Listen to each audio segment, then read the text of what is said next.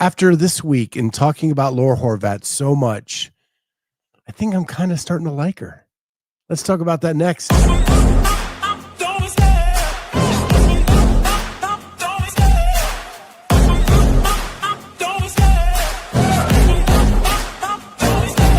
Love the chase and the hunt, and I set the pace when I'm running. I always take what I want and I always give it 100. Don't need a bank, no I'm funded. Play the game like it's nothing. I'm always thankful for something. Don't take for granted, stay humble. Now wake up!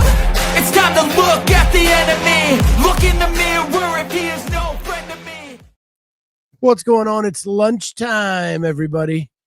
I don't have Train Olive in the chat. Give me my lunchtime. Right? What's that, man? I have to go with the Joseph Ramirez lunchtime. He seems pretty excited about it, if nothing else. Yeah. Just weird, you know. You have expectations. And one would think. Oh. Got Shay in the chat. We got Cory. You're here. How are you chatting? Hey, bro, I'm everywhere. Every meal is exciting. It sure is. Look, Ramirez was in the military. He understands about every meal being exciting because you never know when your next one's going to be. So every meal is definitely exciting. So I've been trying to dial it all in, right? I'm starting to do my broccoli slaw frittatas for breakfast. Ooh, that sounds good. So, little pan spray, little broccoli slaw, let it cook up a little bit, pour some egg white over it, and then one egg, and then a little bit of Chinese ketchup, the sriracha. Yeah, I got a bottle in my desk. And so my wife stays home from work today and she's working from home, and she goes, "Man, that stinks." I'm like, "Who asked you to come into my office?" Seems unnecessary. My house. Just breakfast every morning. Telling me my breakfast stinks. And then I went back to my desk and she's like, "Man, but it looks good." Yeah. Go make your own. Oh, wait, it stinks. You don't want it. Get away from my desk. Leave my breakfast alone. That's beside the point, Shay. I'm trying to be healthy. I need support. It might smell a little funny while it's cooking, but I guarantee it tastes good.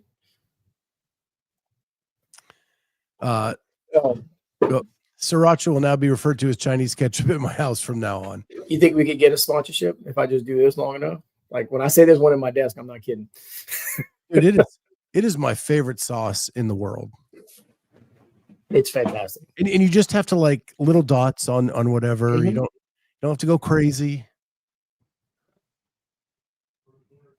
So sounds great, but those damn condiments always have to have so much sugar in them. Actually, I don't think it's that bad. This has 0 grams of added sugar. There you go. Right here on the label. Sorry, calories. 1 teaspoon, which is 5 grams, is about per serving, 0 calories. The whole container is 95 servings. And I'm only dotting the thing, so yeah. That is kind of crazy. Cory, do you live in a flood zone? Why are your plugs so high on the wall? Bro, if I could answer the question, if I could answer that question logically, I would. I have absolutely no idea. My office used to be like a storage closet, which is why I have my fake window right up here on the wall. So I have absolutely no idea, really and truly. Ken, looks like I'm buying Chinese ketchup today. See? You know what? You're welcome. Try it, buddy. And then Jess is like, still too spicy for me. Man, you gotta add a little spice to your life. She's a farm girl. Like she just wants whole milk, like raw milk, and probably eating eggs out of the yard, which I ain't mad at either one of them, by the way. Right. So butcher the cow, get some fresh beef, salt, pepper. Yeah. Next up, protein enhanced sriracha. But hey, you said sponsorship, and we already got it. We already got a convert. Yeah. Look, see how easy that was? People, sriracha, check us out. Look, we talked about it one time, and we converted somebody. Already got we had a sale right out the gate, and before you even gave us any kind of money. I mean, come on. Jess is like, yes, sir. Megan, fresh eggs are the best. They are. My mom and I went down a rabbit hole the other day because we were watching Survivor, and the one team won a rooster and 3 hens, and the team killed the rooster to eat and kept the hens. And I was like, well, don't you need one to get the other? And so apparently, after deep researching this, you don't need a rooster to get eggs. You only need a rooster if you want those eggs to become chicks. It produces the egg just like a female produces eggs, and then okay. But here's the thing on that though, right? Survivor is like a kind of a long-term thing, right? How long did they go for? It's like 28 days or something now. Okay, so that's not that long. All right, never mind. Yeah. So they kept the hens, so the hens will keep laying the eggs, and they won't be fertilized, but you don't want them to be fertilized anyway. And then I was gonna say if they were gonna be there for a while, then they could make more chickens by having the rooster, and that would make more sense because then you got food supply. Like, yeah, you're not going that long. But they're not going down, and to incubate the eggs would be complicated. I've never seen an episode of Survivor, FYI, not one. Well, it just made me wonder, like, because I thought my whole life to get an egg to come out of a hen, you needed a rooster for it to happen. But no, the egg always comes out. The rooster only fertilizes the egg if you want chicks. So, fair enough. I need that. I mean, it makes sense. When you like think about it, like thing to come up now. Yeah, we need that on the button on the roadcaster. Yeah, I'll never understand those chicken and rooster rules. Never. Megan, it's basically a hens period. There you go. I don't care. Yeah. Fresh eggs are phenomenal. I got a friend of mine that they have chickens, and we get eggs from them fairly regularly, and I absolutely love them. Joseph, what about Baloo? That means the egg's been fertilized. That means there was some intercourse going on between the rooster and the hen, and the egg becomes fertilized. And Jess says, from the farmland, roosters are a-holes. So are geese. I don't know if you knew that or not. Oh, they are. Ducks, geese, they're terrible. Or mean. We are in Columbus. We are inundated with Canadian geese. Yeah, they're protected. They're protected. Mm-hmm. If you hit one, it's like a $700 fine. And they waddle their ass across the street like they own the joint. Oh my gosh. So how does the rooster fertilize the egg? Sounds like the rooster gets no play. The rooster does have to mount the hen to fertilize the egg. So I'm just telling you.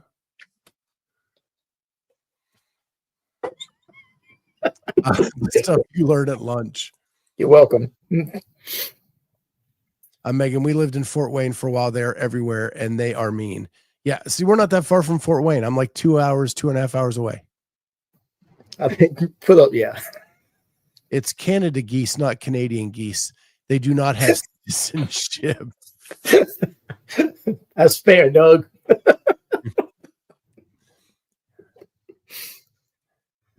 I didn't realize how much I'd learned today. See? This is a learning show. This is the most educational show on the internet. I'm just telling you right now. You can learn stuff every day. It's like, I swear to God, like my mom is 80. She listens to the show every day. She loves Cory. Like she never misses a Cory episode. And and then at night we recap it. And then there's always questions, and we're going like Amazon Alexa, we're going Google, we're diving something. Educational and fun. Yeah, that's why we're here. Look, Shanna. I really, guys, had no idea people didn't know how this works. Listen, you and your doctorate degree can come in here saying all this stuff. I'm just a simpleton with an MBA. I don't know how biology works. Science was my struggle bus. Some people are qualified to give health advice. Some people know about chickens. Like, come on. Oh, and finally, like 5 minutes late, lunchtime. Thanks, winner. Oh, look, we talked about Holli yesterday. So what came first, the chicken or the egg? I'm gonna go with chicken.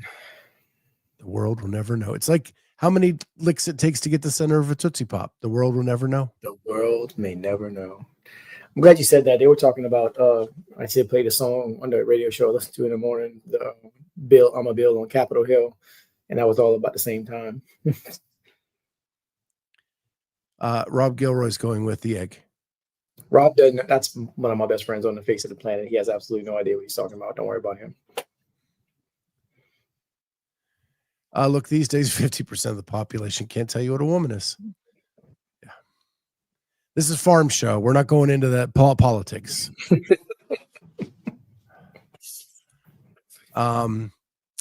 Geese are great watch pets for predators. I had them on the farm and they protected the other birds. I know people that have had geese for that reason. Like they didn't have a guard dog, they had a guard goose. I can see that. They are mean as hell, and they would do the job. They're very territorial. If they live somewhere, like that's where they live, and they're accepting no solicitors. I need one for my front porch. Well, last thing before we get into a little bit of CrossFit is yesterday I got my CT scan back. Oh. My doctor has not looked at it yet, and so I got it. I'm going to share it because I don't know what it means. Well, maybe Shannon can tell us. So I'm trying to guess. So here we go. And this is just the recap at the top. So these are my sinuses for my CT scan. I have varying degrees of paranasal sinus mucosal thickening, overall significantly increased since 2023, with findings of chronic bilateral frontal sphenoid and maxillary sinusitis, total opacification of the left maxillary sinus and bilateral frontal sinuses. That last sentence doesn't sound great. No. The last sentence of number 2 really got me. Scattered hyperdensity in the maxillary frontal ethmoid sinuses could reflect insipid secretions or fungal colonization. Ooh.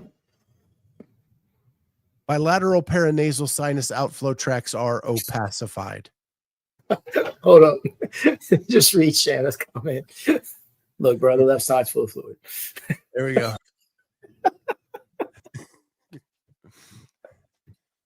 It's the C meat. Basically, you're stuffed up. There it is. Thank God you got the stuffy nose. There we go. And I now have a fungal colony. Yeah. So got those words yesterday. There's also like later in a thing about something about my septum is off to the one side and a bunch of other stuff. Yeah, like deviated. Yeah. You ever had your nose broken? Or you ever broke your nose, I should say? I don't know. I was a bouncer in a bar for years, man. Right. What happened during those times? I don't know. Got it. Yeah. They cannot drain because outflow tracts blocked, leading to buildup of fluid that bacteria and fungus love.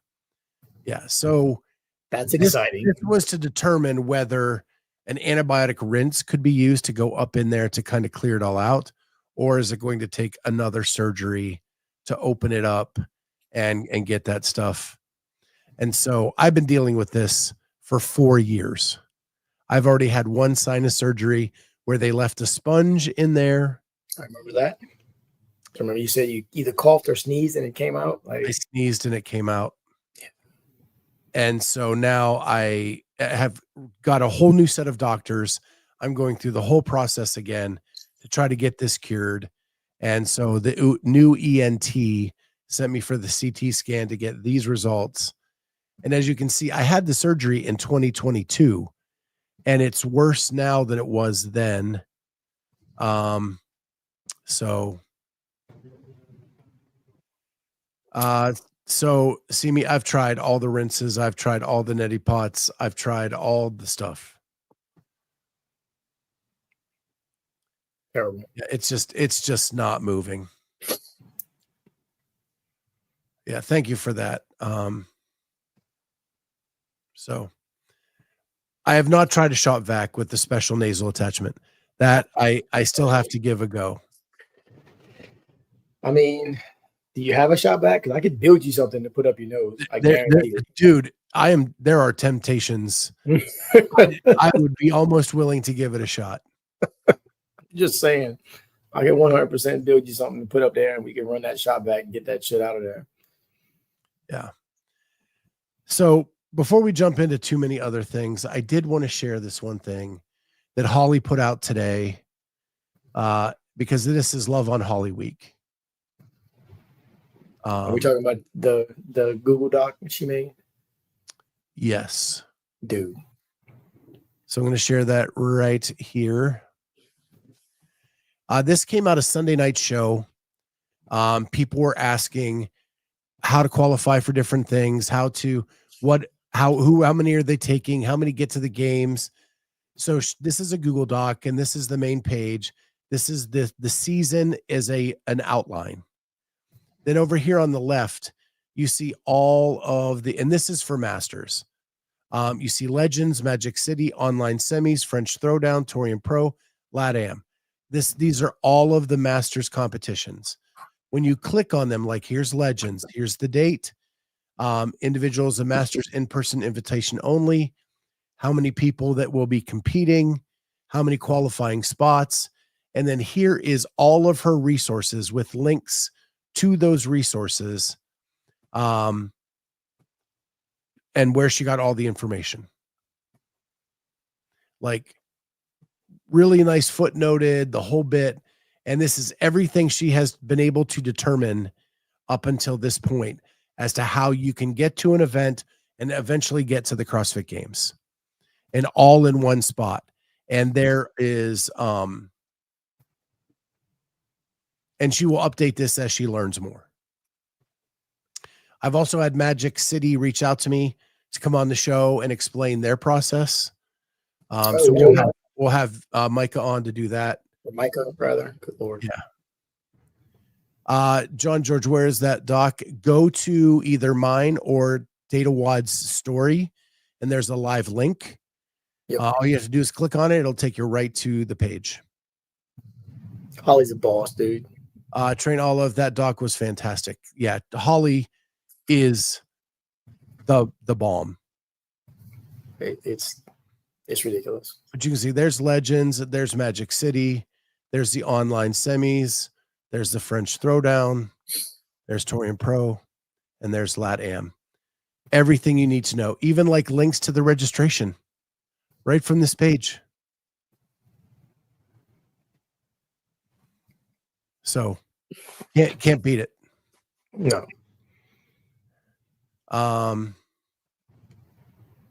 Yeah, if they left a sponge in there, I bet it's worse. Yeah.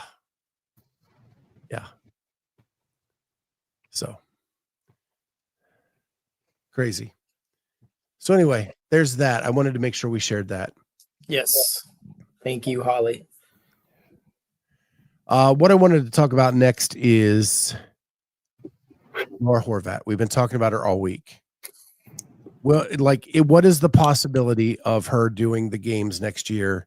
Because I have been arguing all week that the only thing left for her to accomplish to prove greatness is to beat Tia at the games.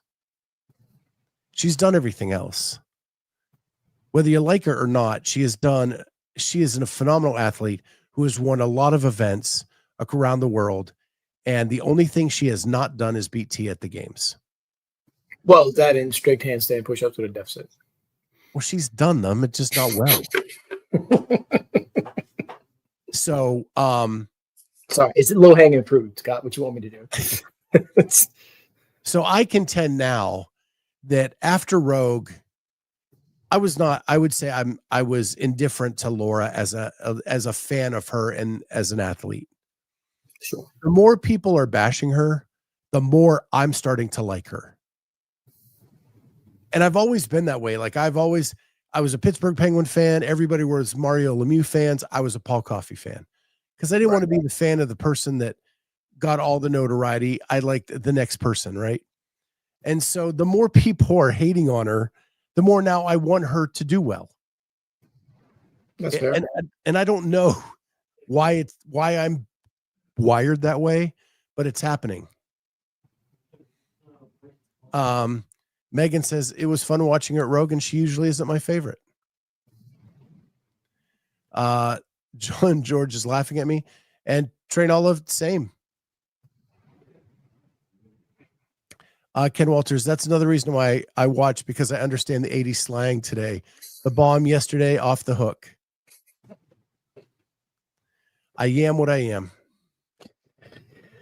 It is what it is. So as far as the actual topic, right? Can somebody, taking Laura Horvath, for example, that I don't say nobody seems to like, but like doesn't seem very personable or whatever the case may be, become likable, right? That's what we're looking at there. Ricky Mack. Yep. Ricky Mack. I mean, everybody, myself included, hated that dude. Oh, he's a cheat. Oh, he's full of shit. Oh, he's blah, blah, blah, whatever. Serves his time. And let's be honest, from what we could see, from what the outside could see, he was acting an ass while he was serving his time, right? Doing the open workouts, even though he wasn't able to do the open workouts, called it out Matt Fraser, by doing them, stuff like that. Just kind of being himself, really and truly. And now look at him. Everybody loves that dude, myself included. A lot had to do with this dude. Yep, sure enough. Big fan of Laura, always have been. Not sure what she'll do moving forward, but those saying she's afraid to show up at events that Tia's at is laughable. Trust me, she isn't afraid of anyone. No, I don't think she's afraid of anyone either. And I think I 100% agree with Justin. People talking about she's scared to show up where Tia is. No, she's not. No, she didn't do the game. One thing left for her to accomplish, dude. Well, she didn't show up at the games this year or didn't do the season this year for her own reasons. And that's perfectly fine. Like, I don't think anybody is questioning that whatsoever. Or if the people are, that's on them. Like, that's, projecting your own insecurities on somebody else. Like, anybody is free to do or not to do whatever the hell it is that they want.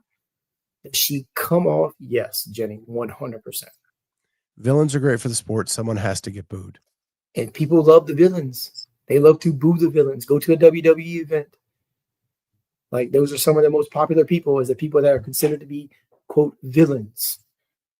What's crazy about the WWE and where this kind of transformed is people started cheering for the villains. Yep. Like The Rock and Stone Cold, they all turned heel at some point. Yep. And they were just as popular when they were the bad guy as they were as a good guy. Yeah, absolutely. And yes, what John says right there, she is herself, dude. Tell me yes or no.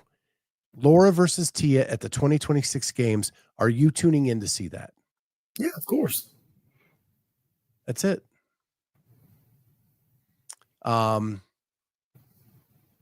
Vindicate. Everyone better start fearing Alex. I said that. I said that after Rogue this weekend.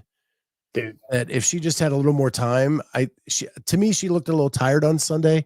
Justin may correct me if I'm wrong. Because she hasn't had a lot of time to prep for this, and to do what she did with less training time than others was impressive.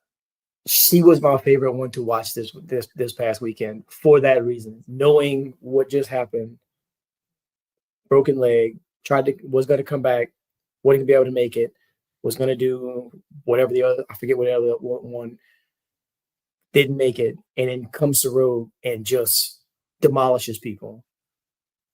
Right? That girl is an absolute force. Tristan, yes. Dude, if people don't fear Alex, they aren't paying attention. John Sharpie, because he knows the game. Jess, Alex is a force. Justin, correct, Cory. People may not like her reasons for showing up, but the narrative is she's afraid of anyone is silly.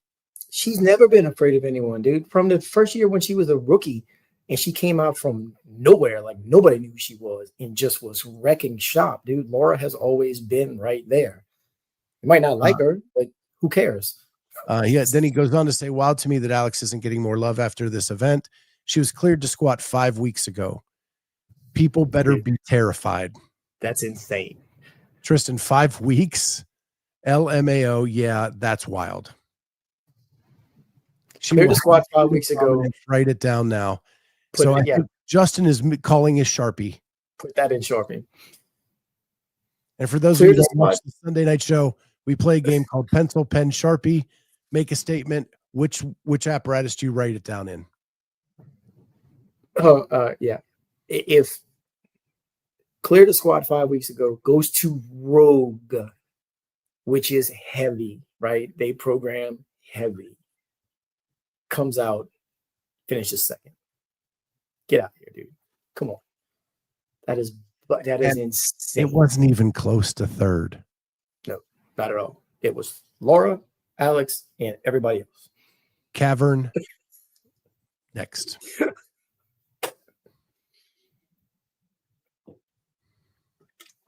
So, yeah. Grant, come on, dude. And that is why Grant is not the number one analyst in the space, right there. Yeah. Check out the Heat 1 results from this weekend. I think you got a fair argument at this point, Scott. I'm just saying. Number one shot caller right here in the media space. And I said the week before that the three men who had the most motivation to do well at Rogue, and why I'm putting them on the podium, were Jeff Adler, Justin Medeiros, James Sprague. 1, 2, 4. Let me tell you something. And I know people have been saying that, but I'm gonna say it myself again. People better pay attention to Justin Medeiros. Yeah. People better pay attention to Justin Medeiros. Grant, I know you don't like Alex, bro, so keep creating motivation. How can you not like Alex? I've never seen a video with her or an interaction with her that was anything but like positive, on the up and up. Like, she seems like everybody's little sister, dude. Like, she's amazing. She's definitely one of my favorite females in the group, for sure. Yeah. It's all right. We need hot takes too, just like we need villains. If you need hot takes, Grant is definitely your go-to guy. You can write that down. Yeah. Well, Grant and Saban. I don't forget Gabby, but Gabby had one good games and not everybody was there. And poor Gabby, like she needs to get healthy. Yeah.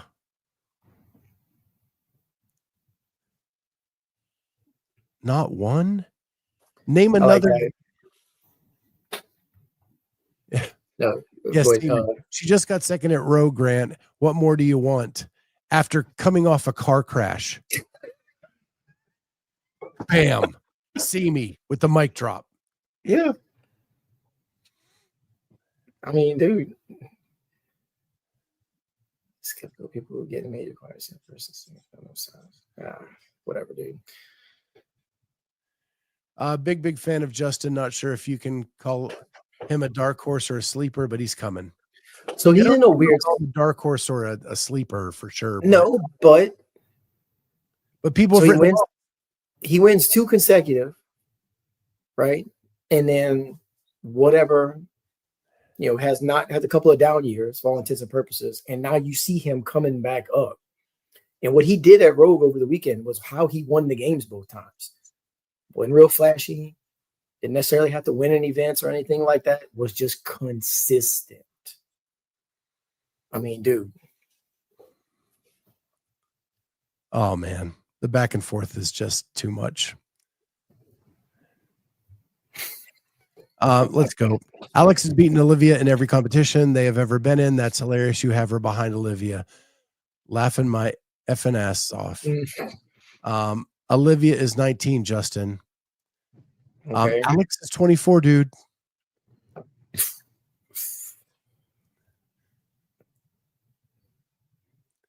Take a gummy like you told me. Young athletes don't have exponential increase in performance across time. They just peak earlier.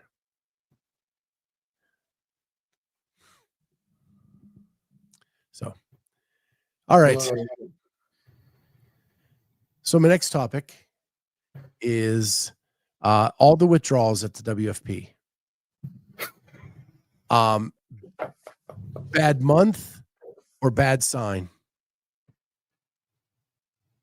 So we have Haley Adams, Lexi Neely, Emma McQuaid, Victor Hoffer, and Bethany Flores all withdrawing from the finals of the WFP. You have Sam Kwan, who has torn an Achilles at Rogue, and you have Emma Tall, who had to withdraw from Rogue with another shoulder injury. And that's just what we know now. So I would let's take those two out because they're injured, right? So that's injuries happen. Haley didn't do a single event, right? Was she at any WFP? She withdrew from all of them. Haley? Yeah. So Haley and Emma McQuaid didn't do a single event. They gave those ladies their pro card, and they were both like, "Nah, I'm just not coming." Lexi Neely was in 24th place, which just so in a position where she could have earned a pro card, withdrew. And it was like, nah. Victor Hoffer, another injury, he's out. Bethany Flores, okay, she got pregnant. Yeah. But then you have now two more people getting injured during this long season. Elongated season. Yeah. Vindicate there will be more. I think he's right. So my next question is, if you're Jeff Adler and you had to miss Tour Stop 2, you just won $250,000 at Rogue.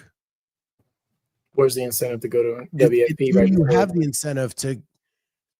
Your back is now feeling, or whatever injury you sustained is now feeling pretty good. Is it worth the trauma of going to Copenhagen, or is he a potential another withdrawal? Oh, I'd say he's definitely. If I'm looking at it, it's a risk reward type thing, right? Because you know how much you've competed. Rogue was probably took a lot out of all the athletes. What Justin says right there makes a lot of sense to me. About it's going to be the least prioritized comp of the season. It's right before the Open at this point, right? Timeline wise, Rogue just finished. Man, who wants to travel and compete the week of Christmas? Justin says, unfortunately, I think the final stage of WP will be the least prioritized comp of the season. Athletes are ready for a break and to be able to focus on next season, that it's just the way it is. Yeah. That's a common sense take. Thank you, Mr. Collar. Yeah. I'm just looking at it from like the perspective of some of these athletes who, Jeff looked broken halfway through Rogue as a person who didn't know if his body was going to finish the weekend. Right. And then it held up, and then you had like a new confident Jeff at the end of the weekend. If you're him, do you want to take a couple months off to be ready for the next season and in a healthy fashion, or do you want to try to get a pro card? I think it's a valid question for a lot of athletes. I think it's a valid question. I think, like Justin was saying, I think it's kind of a no-brainer. And then what Travis is adding about, it's also right at Christmas time. People want to be with their families, It's a lot, dude. It's a whole lot. Physically, mentally, emotionally. You already saw people or heard people, I should say, like Dallin and talking about being in the warm-up area and just didn't feel like it mattered when they were in Phoenix. Right? They were just like, kind of sending it in at that point because they knew they were getting a paycheck. Well, a lot of these guys have already gotten paychecks. So unless their sponsors are making them making them show up, like, hey, I need you to go be out there and kind of represent the brand and whatnot, Why would you care? Nah, I'm not going. No, I'm not going. No, I'm not going. I don't see it. I really, really don't. I don't see where it makes sense. I do wish there was a way we could come up with a format that allows these athletes to make money throughout the season. But I think this prestige that 90% of the athletes put the CrossFit Games at, that has to still remain priority. Being fittest on earth, crowned fittest on earth, means more than anything else right now, and it will for a very long time. And I think CrossFit is also helping out by, hey, this is where the games are going to be. This is when the games are going to be now. Like we know in November, this is where all the semifinals are going to be. This is how you're going to qualify this year. All that's already laid out. I think the only thing we don't have right now is a rule book. Correct me if I'm wrong. And that usually comes out right around, the first of the year or whatnot, when they kind of adjust whatever they need to adjust and then put it out there. Everything else has been early this year, so I'm hoping rule book is early this year too. Why wouldn't it? If it's on track, if it's on point with everything else that's been going on, then yeah, it should be out shortly, I would think. Especially after that beatdown at Rogue, I can tell you the next 5 weeks, Alex won't touch a load over 80%. We'll run and swim a ton. I would assume most athletes will do the same. If they are smart, Mr. Kotler, yes, they will. Jeff seems very calculated, more than likely withdrawal. He wants to win the games. Yeah. And Caroline Lambre said, like, they have to look at where they can make the most money. And if you're Jeff Adler and you've won the games and you've won Rogue, like, that's where the big money is. If you can tick those two boxes every year. It's also where the big prestige is. Yeah. Talk to any one of those guys that was at Rogue. Like the majority of them were like, oh yeah, no, Rogue circled in my calendar every year. Like, I'm going to do Rogue. I want to go do Rogue. No matter where it's at. I mean, it was in Aberdeen, Scotland the past 2 years, and they were more than happy to go all the way out there. You want to understand, like, the weather this year was terrible outside. Well, because they're compensated to go. Yeah. Like, Rogue is just a different animal. I haven't seen the HWP video yet, HWPO video yet, but I will look. I have not either. No. I watched pretty much anything that's got Miss Kazan on it. I think she's fantastic. But yeah, I see it getting worse before it gets better as far as the WFP thing is concerned with withdrawals and people just pulling out. I don't think it means as much right now to the majority of them, the higher level ones. Does that make sense? Like, I just don't see where it's not the games. It's not Rogue. Is it a big competition? Sure. Why? Because they made it a big competition. Because they had enough money to throw behind it to have this big production and have all these lights and the broadcast and all this other stuff. But you can throw money at something and make it look really, really cool, and it still doesn't mean anything because it's kind of empty and it's kind of hollow. And again, let's have the finals. When are you going to have them? Same week as Christmas. Same week as what?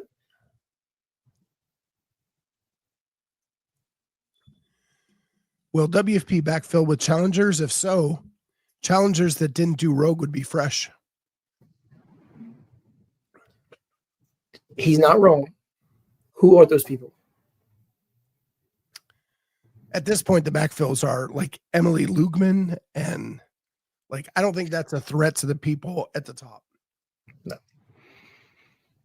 No, not at all.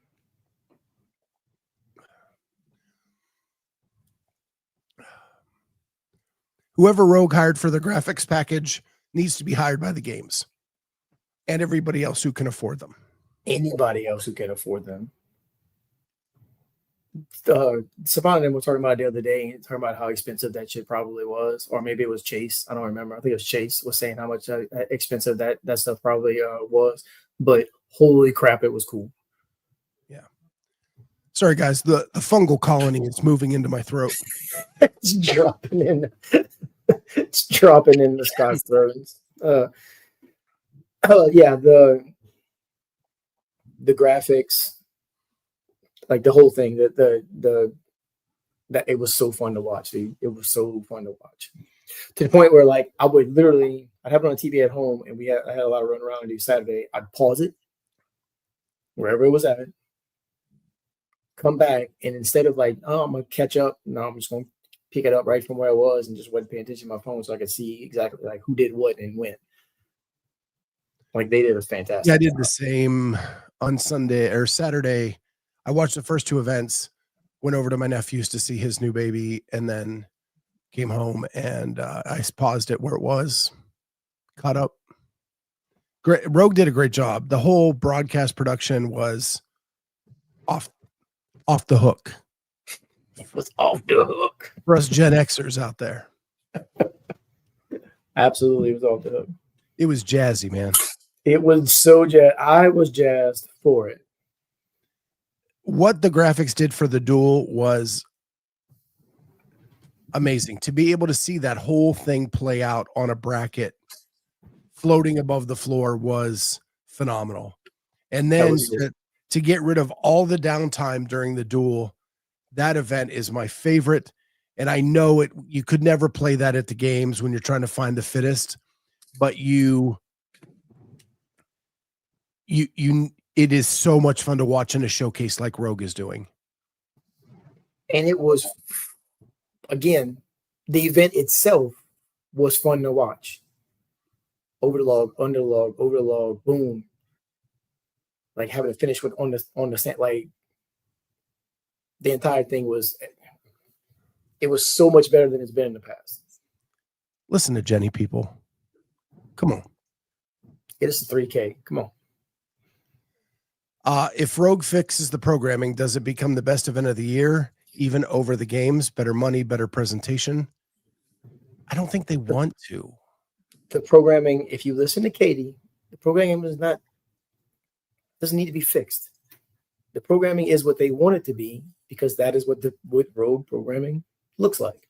Look at anywhere there are challenges that they do randomly through the year, right? It's all power output, strength output type stuff, right? The 50 cal challenge, the whatever other, what they had, like a squat challenge, like all the little challenges and shit they do. Hold the plate in front. Yeah. All of that is the stuff that they like to showcase, right? There's also a strongman competition going on at the same time. Like that's part of what Rogue is. So to appease both sides, you're going to have some CrossFit people doing some strongman type stuff, because that's what the programming is. So it's going to err towards the strength side of things. And it's been like that since they've been doing it. Vindicate says final event was big guy event. Here's my thing on programming. I've never claimed to be someone who can analyze programming. As a spectator, I am viewing this as a spectator. What is fun to watch? I understand that the games has to be balanced and it has to fit every kind of box and along the way to make sure we get the fittest on earth. Rogue is fun to watch for me. You can say it's not balanced. You can say it's a big guy event. You can say it's power output, but like everybody said that back squat, snatch, dumbbell snatch, sandbag clean was a big guy event. Emily Rolfe finished top 5. Yeah, she did. Like she debunked that in a quick hurry. That's a shock the world for her. It's just fun to watch for me. And maybe it's because I am a big guy and maybe I can relate to some of the stuff more than a very gymnastic-y type Wadapalooza or something like that. I don't know. I just think they know who they are as far as programming is concerned for their event. And that's what they're going to do. Right. They're not going to suddenly randomly throw in just one. Yes, they did have one long event, but that's it. They had one long event. No ring muscle ups, tiny bit of handstand walking. Like it wouldn't. They know who they are. They program for who they are, and that's the end of it. And I think that's how it should be. It's not the games. They're not trying to find fitters on earth, and they know that. I saw a comment because somebody was complaining about the program and whatnot, but they run parallel to the games. They're in their own lane, and that's where they excel. So why not? Why would they change what they're doing? Like, they're not trying to be the games. They're not trying to find the fittest on earth. They're trying to put on a spectacle for people to see and enjoy and showcase their products, by the way. Shanna says they may not want to be better than the games, but from a spectator and athlete perspective, is it better? It might be. Now, I think if you ask Jeff Adler, it's probably better. If you ask Emily Rolfe or I don't know, like I do think that like the gymnastics experts would probably contend it's not better because they don't have a chance, maybe. But I think the way they're treated is better. Because they are given a stipend to travel, the paydays are big, everybody gets money. That doesn't happen at the games. But it's only a 20-person field where the games is a 30-person field. So you have to give them that as well. It's its own thing. And look, they keep showing up. The athletes keep showing up. Nobody's withdrawing from Rogue unless they absolutely have to. They're not withdrawing from Rogue or not participating in it simply because. They might show up and phone it in. Not picking no names out here, but seen a little bit of that going on. Sean in Oregon, the primary objective of Rogue is to sell Rogue. If you listen to Katie, and I have no reason not to believe her, the primary objective of Rogue is to give a showcase, to treat the athletes well, and to put on a show. I don't think if anybody would a know. Marketing piece will take care of itself. They don't need a marketing piece at this point. You can go in damn near anywhere, any gym, anywhere around here, and you will find some sort of Rogue equipment somewhere. Our entire rig is Rogue. I think all our wall balls are Rogue. We have several Rogue barbells, plates. Travis, I do not believe so. If you look at the breakdown of in-person semis, and it's still 30. Yeah. Tristan's got a solid point right there. Yep. Complaining about Rogue programming is like complaining about Crash programming. You knew what it was going to be. Straight up. And everybody knows if you go to Crash, it's going to be odd objects. It's going to be funky gymnastics. And you're going to get to play with things you don't get to play with at any other competition. JR knows what he's doing. And Rogue, you know it's going to be a power output event. You're probably not going to get a ton of gymnastics. And if you do, they're going to be funky in a different kind of way because those log muscle ups look awkward as shit. Yep. Yeah, they don't try to pretend to be something else to trick you into coming in. No. Like, they know who they are. And isn't that what makes people successful? Identify who you are, identify what your strengths are, and just move forward unabashed. 100%. And wearing it on their chest. Like, and JR does that with Crash, and Katie does that with Rogue. 100%. Never happened, Travis. Never gonna happen. Katie is never going to take her finger off that. Not at all. Not at all. She's awesome though. Like, that would be like JR letting Taylor program Crash, which is also never going to happen. Right. Right. That is JR's event. He wants to program it. Nobody else is going to do it. And Katie is going to feel the same way. Yeah. So, and that's all of them, right? Everybody, they either know that they know what they're doing or they think they know what they're doing. Listen, I'm okay with Dave programming. I'm okay with JR programming. I'm okay with Katie programming. I just don't want Bob and Joe to program. I'll let you know in a couple weeks. I'll let you know in a couple weeks. That is it. That is where I put my stake in the ground. Let's just stop that nonsense. But again, Del Mar let you will be know. programmed by them. They're only taking 20 in my age group.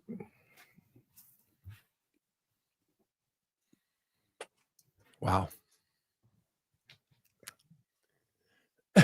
All right, not for December, for next year, for the semifinal.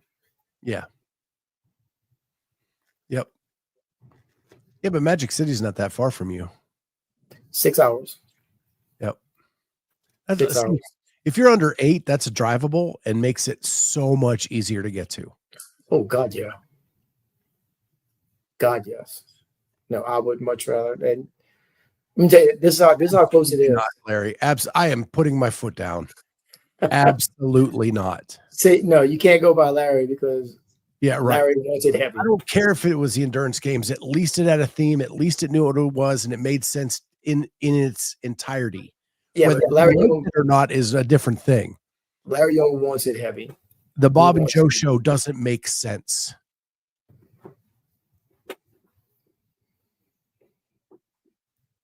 Sorry. We've done some weird stuff. Sorry.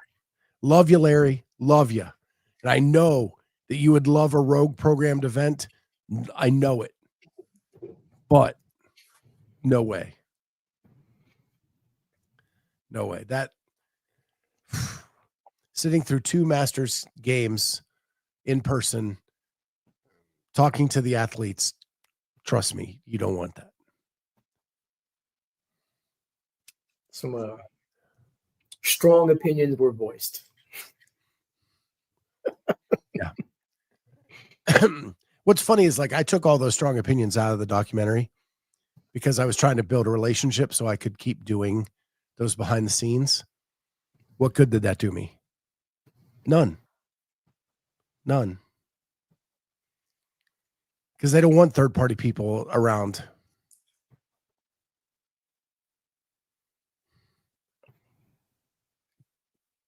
I'm not sure Grubb did like it all. But because he wins, he puts on the face that he does. Jason Grubb, he's very diplomatic. He's very diplomatic. And good for him on that. Like, he had Joe on the other day on his podcast talking about the upcoming, not this Legends I'm going to, but the semifinal. He had Magic City Games guy. Micah. I keep wanting to say Jonah, and I know that's not right.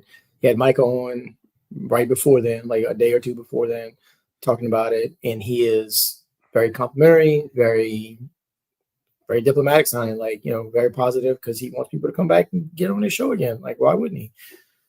I didn't want to dive into this, but Grubb is programming the Legends Championship in December. I'm aware. That is Bob and Joe's baby. Yes, it is. If Grubb comes out and says he doesn't like their programming, what kind of business does he get on the backside to work with them in the future?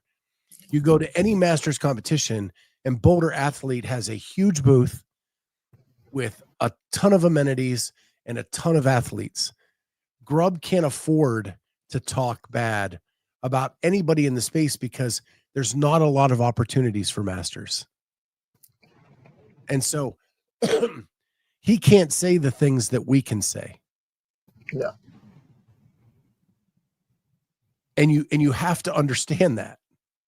Like, his living, his well-being is all based on his success in the master space and having access to all of the events. And if he badmouths any of it, he loses that. He's definitely tied in.